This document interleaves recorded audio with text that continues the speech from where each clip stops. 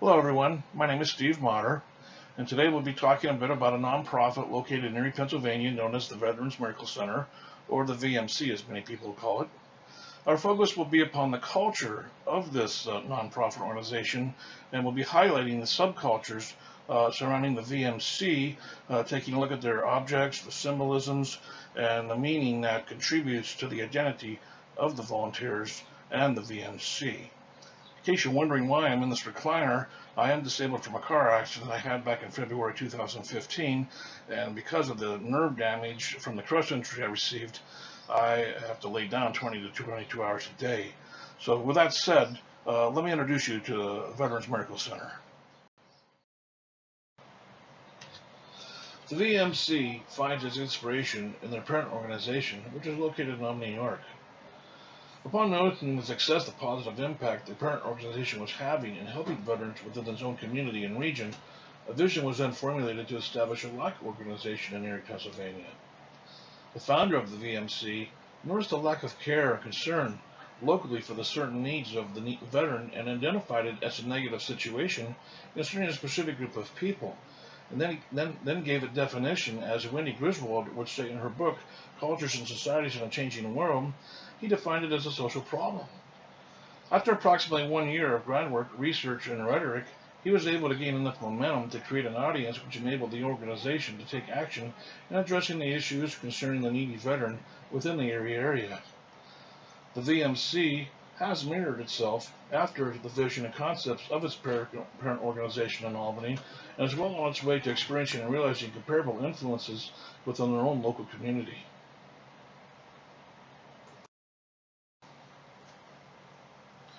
Many of the volunteers of this organization come with an incentive and meaning already created within them, simply from the American culture on which they live. Our culture is steeped with stories of tremendous sacrifice, acts of honor and selflessness, pride for their country, conveyed through storytelling, movie productions of historical events, autobiographies that are written recanting tales of events that have happened. I think one of my favorite movies is Sergeant York, which tells of a man in World War I who had to take it upon himself to save hundreds of people, thousands possibly, as his own selfless sacrifice. But then we celebrate holidays such as Memorial Day, Veterans Day, the 4th of July. It seems every parade has some form of military marching in it.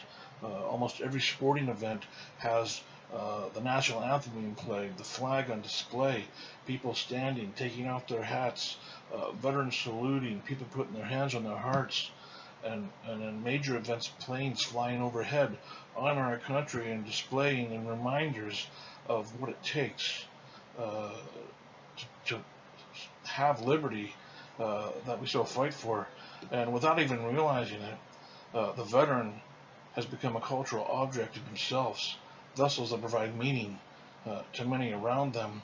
And this is what motivates a lot of volunteers that come in. They already have a drive in them to return back by honoring the veteran for what they've done for them and their country.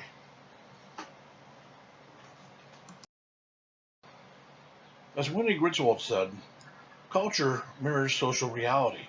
Therefore, the meaning of a particular cultural object lies in the social structure and social patterns it reflects. I believe this is exactly what many of the volunteers are doing coming into the VMC.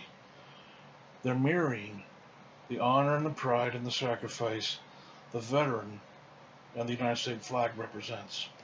They're giving back as they've given to them, the best they know how and the best they can.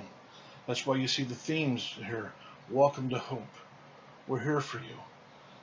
They want to give back in a way that relates to the veteran.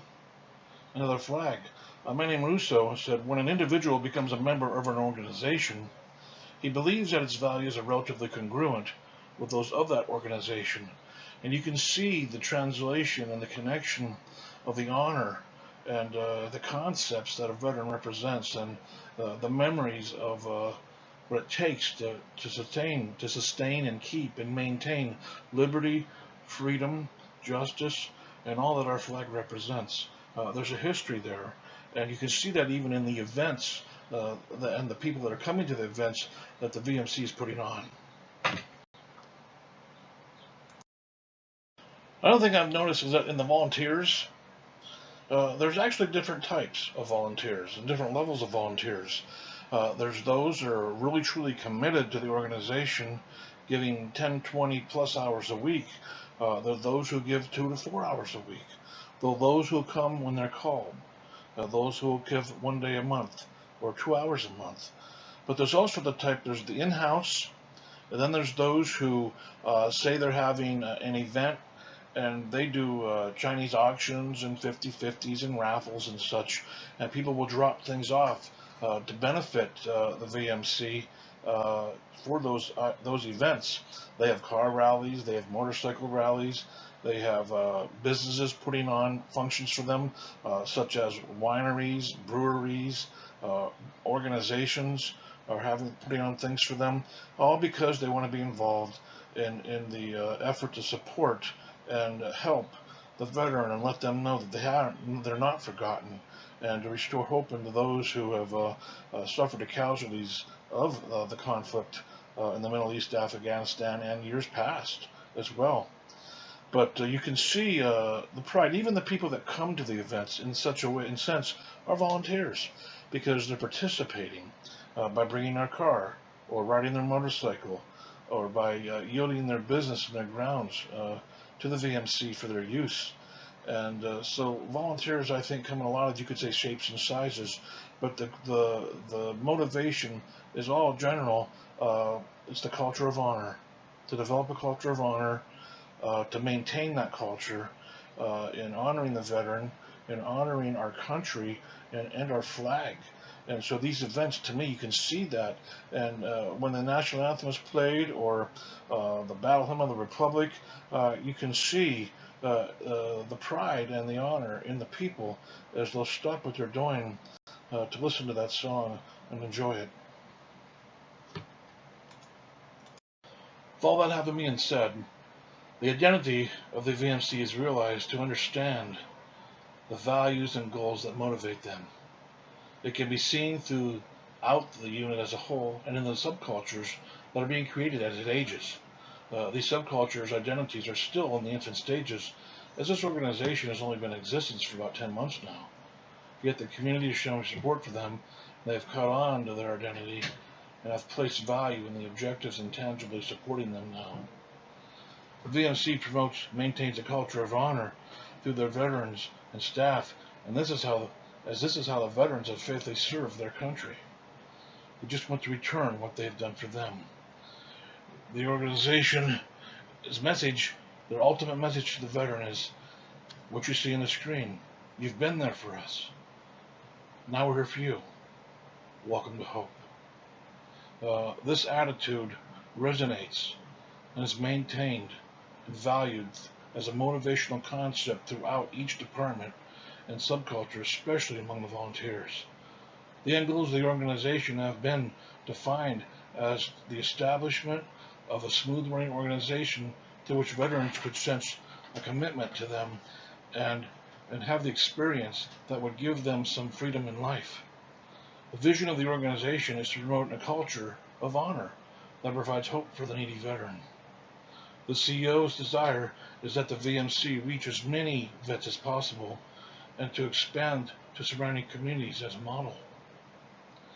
The operations manager expands upon this thought, saying that the end goal is that everything would run smooth and that we would serve our veterans so that when they come into this place, that they would feel a commitment, and that's why this place is different from others. That's because we're saying thank you. You've been there for us, and now we're here for you. Welcome home to hope. Thank you to every veteran.